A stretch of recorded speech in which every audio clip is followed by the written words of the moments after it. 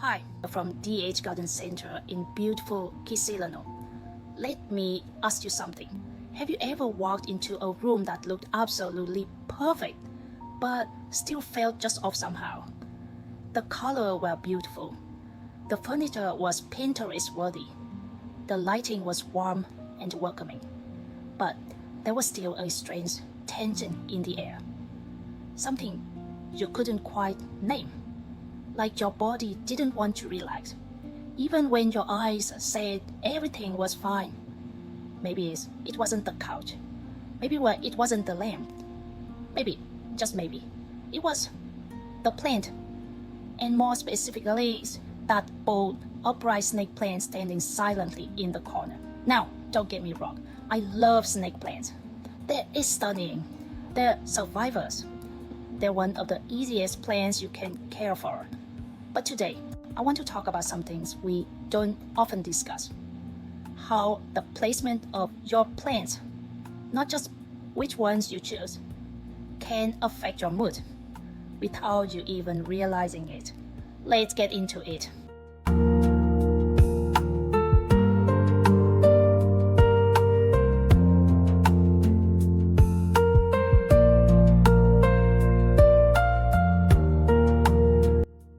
First things first, the snake plant is not a bad plant. It's bold, it's architectural, it has a presence. But those sort-like upright leaves, they matter more than you think. Environmental psychologists have found that our brains react differently to shapes. Sharp, angular, vertical lines trigger alertness.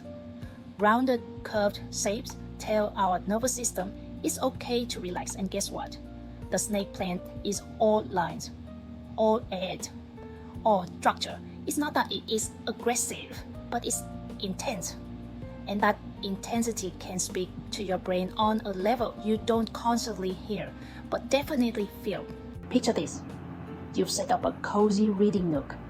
There's a soft armchair, a warm, chunky blanket, soft light glowing in the corner, and then, bam! A tall, striking snake plant sitting right beside you like a green soldier at attention. You don't think, this plant is making me anxious, but your body might be reacting that way anyway. Why? Because visually, there's a clash, a tug of war between softness and sharpness, between round and rigid. Your nervous system gets confused. The space sends mixed signals. Again, it's not about getting rid of the plant. It's about understanding where it belongs and what message it sends. We talk a lot about interior style, minimalist, modern, boho, vintage.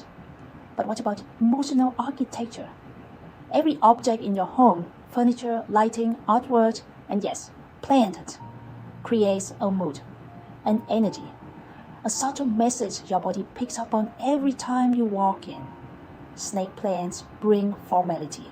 They bring structure. They say, this is a space with purpose, perfect for a home office, or the entryway to set boundaries, or a bold spot in a hallway. But if you place that same plant in your child's playroom, or facing your bed, that commanding energy might start to feel like a little too much.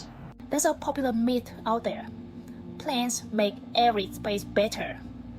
And while that's mostly true, it misses a key point. Plants aren't neutral. They bring texture, shape, movement, emotion. The snake plant isn't flowing or fuzzy.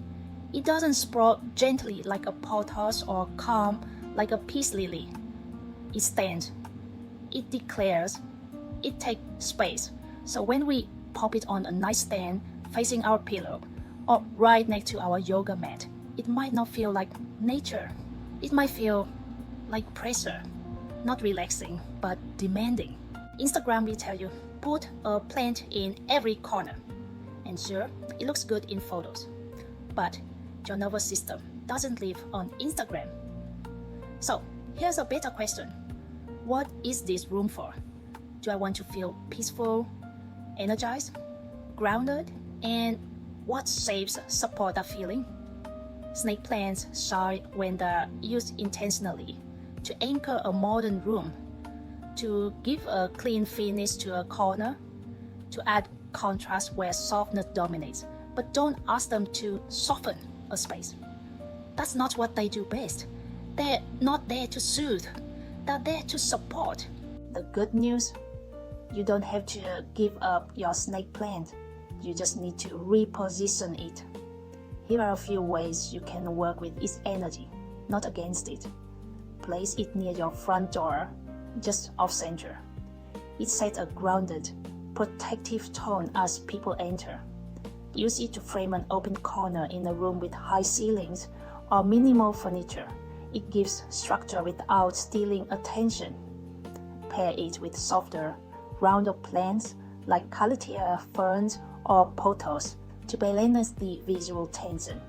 In bedrooms, move it toward a window, a closet, or a side table, not facing directly toward the bed.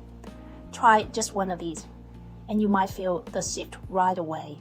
It's subtle, but real. Now, I would like to talk about styling the snake, choosing the right pot with purpose. While the snake plant's bold form makes a statement on its own, the pot you choose can either amplify or mute its energy. A tall, upright plant deserves a vessel that complements its strength while harmonizing with the surrounding decor. This isn't just about looks, it's about balance. Material matters. For a clean, modern vibe, go with mud ceramic or concrete. These add weight and sophistication. For a warmer, more natural feel, terracotta or hand-glazed Vietnamese pottery offer rich textures and grounding earth energy. Color and contrast. Green and yellow variegate snake plants pair well with neutral tones like white, charcoal, or sand. Want drama? Try a deep navy, black, or emerald pot for contrast. To soften the blade effect of the leaves, consider rounded pots with soft curves. Shape speaks. Round pots soften the strong verticals. Tapered or tall pots echo the plant's upright energy. Great for entryways or offices. Drainage and care. Choose pots with proper drainage holes. The snake plant hates soggy roots.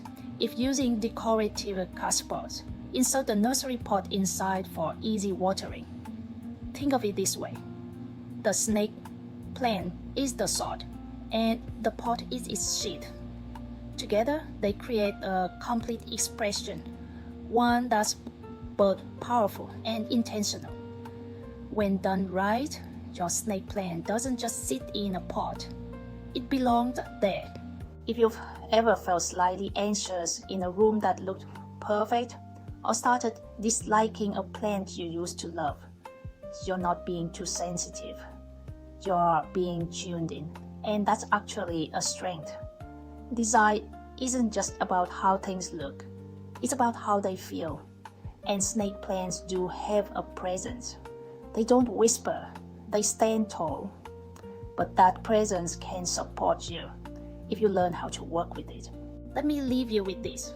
Your home should support you, soothe you, hold you. So before you go buy another candle or repaint the whole living room, just pause, look at your snake plant and ask yourself, is this where it belongs?